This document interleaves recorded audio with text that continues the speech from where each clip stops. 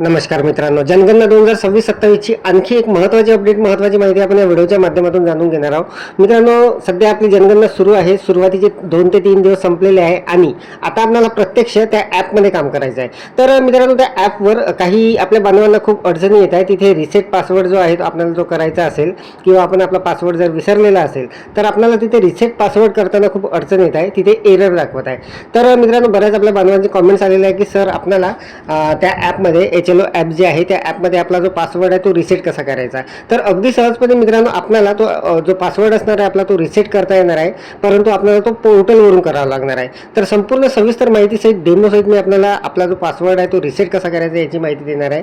तर नमस्कार, मी राज मेश्राम, मराठीशाळा.com या यूट्यूब चॅनलवर पुन्हा एकदा आपलं सहर्ष स्वागत आहे. मित्रांनो, जनगणना 2026-27 ची अत्यंत महत्त्वाची अपडेट असणार आहे. रिसेट पासवर्ड आपण कसा करायचा एचएलओ ॲपमध्ये. तर मित्रांनो, ॲपवर एरर येत असल्यामुळे आपल्याला तो जो पासवर्ड आहे तो पोर्टलवरून रिसेट करायचा आहे. कसा करायचा याची संपूर्ण सविस्तर माहिती लाईव्ह डेमोसहित जाणून घेण्यासाठी व्हिडिओला स्किप न करता पूर्ण बघा. चॅनलवर जर नवीन असाल तर चॅनलला सबस्क्राईब करायला विसरू नका आणि व्हिडिओ जर आवडला तर व्हिडिओला लाईक व शेअर करा. चला तर मग सुरू करूया.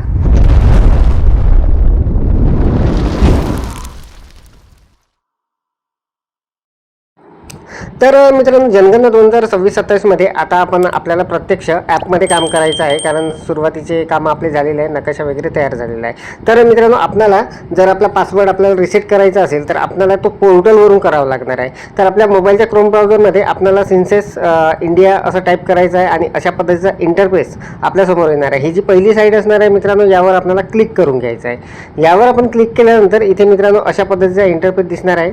जनगणनेचं हे ऑफिशियल पोर्टल असणार आहे आणि यावरून मित्रांनो आपल्याला आपला जो पासवर्ड आहे तो रिसेट करायचा आहे, कारण तो ॲपवरून होणार नाही. तर बघा, इथे अशा पद्धतीचं एक टॅब आपल्याला मिळणार आहे, census management and monitoring system म्हणून. यावर आपल्याला क्लिक करून घ्यायचं आहे. यावर आपण क्लिक केल्यानंतर मित्रांनो आपल्यासमोर एक नवीन इंटरफेस येणार आहे आणि तिथून आपला पासवर्ड जो आहे तो रिसेट करता येणार आहे. तर बघा, यावर आपल्याला क्लिक केल्यानंतर आपल्यासमोर अशा पद्धतीचा इंटरफेस येणार आहे, log in to your account म्हणून. इथे आपल्याला मित्रांनो आपला जो आय डी असणार आहे जनगणनेचा तो टाकायचा आहे. जो ईव्हीने सुरू होतो तो. तर तो आय डी आपण इथे टाकून घेणार आणि त्यानंतर आपल्याला खाली एक कॅप्चा दिसत आहे तो टाकायचा आहे. तर बघा, मी इथे आय डी टाकून घेतो आणि त्यानंतर मित्रांनो आपण जो पासवर्ड असणार आहे तो रिसेट करणार आहोत. मित्रांनो, आपल्याला जर पासवर्ड रिसेट करायचा असेल तर मित्रांनो आपल्याला मोबाईलच्या त्या ॲपवरून तो होणार नाही आहे, आपल्याला त्या पोर्टलवरच जावं लागणार आहे. तर बघा, आता मी इथे आमचे एक सर आहे, त्यांचा हा जो पासवर्ड आहे हा मी रिसेट करून देणार आहे. तर बघा, पोर्टलवर आपण अशा पद्धतीचा जो आय डी असणार आहे तो टाकून घ्यायचा आहे आणि तो जो कॅप्चा दिसत आहे मित्रांनो खाली, तो जसाच्या तसा आपल्याला खाली टाकून घ्यायचा आहे.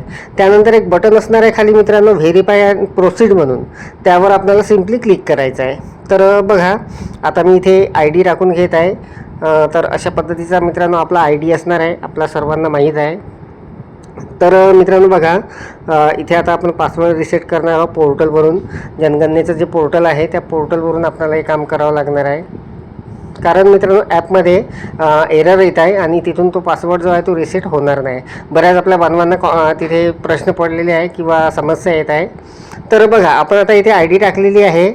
आता खाली मित्रांनो आपल्याला जो कॅप्चा दिसत आहे तो जसाच्या तसा अगदी बरोबर, अगदी अचूक असा तो कॅप्चा तिथे टाकून घ्यायचा आहे आणि खाली व्हेरीफाय अँड प्रोसीडचं जे बटन आहे त्यावर क्लिक करायचं. त्यावर क्लिक केल्याबरोबर मित्रांनो एक OTP 6 अंकाचा आपल्या मोबाईलवर येणार आहे. तो OTP आपल्याला इथे टाकून घ्यावा लागणार आहे. तर बघा, OTP सेंड सक्सेसफुली म्हणून आलेला आहे.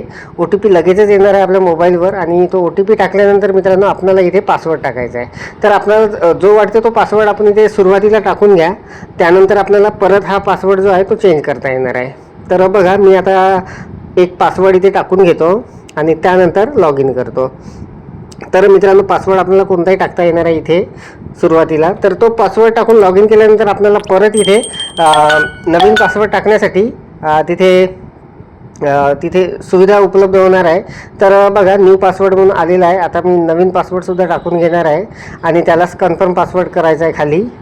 तर अशा पद्धतीने मित्रांनो आपल्याला जनगणनेचं जे पोर्टल असणार आहे त्यावरून आपला जो पासवर्ड आहे तो रिसेट करून घ्यायचा आहे. तर बघा, आता मी नवीन पासवर्ड इथे टाकून घेतलेला आहे, त्याला कन्फर्मसुद्धा केलेला आहे.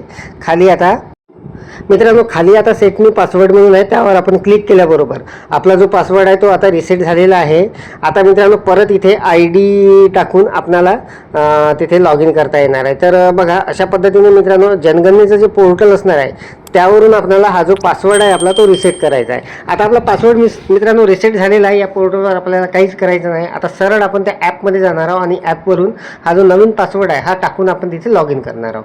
तर मित्रांनो आता आपण मोबाईलच्या ॲपमध्ये आलेलो आहोत. HLO ॲप जे आहे त्यामध्ये आपण आलेलो आहोत आणि तिथून आता आपल्याला जे पासवर्ड टाकून जे लॉग इन करतो आपण तीच प्रोसेस करायची आहे. तर मित्रांनो बघा अगदी सहजपणे आपण जो आपला पासवर्ड होता तो रिसेट केलेला आहे आणि आपल्याला तिथे आता सुरुवातीला ID टाकायची आहे आणि ID टाकल्यानंतर आपला जो पासवर्ड वगैरे असणार आहे जो नवीन आपण तिथे चेंज केलेला आहे तो पासवर्ड टाकून अगदी सहजपणे मित्रांनो आपलं लॉग इन होणार आहे. तर बघा आता ID मी टाकून घेतलेली आहे. ID टाकून कॅप्चा टाकल्यानंतर अशा पद्धतीचा इंटरफेस आलेला आहे. आता इथे पासवर्ड टाकण्यासाठी ऑप्शन आलेला आहे.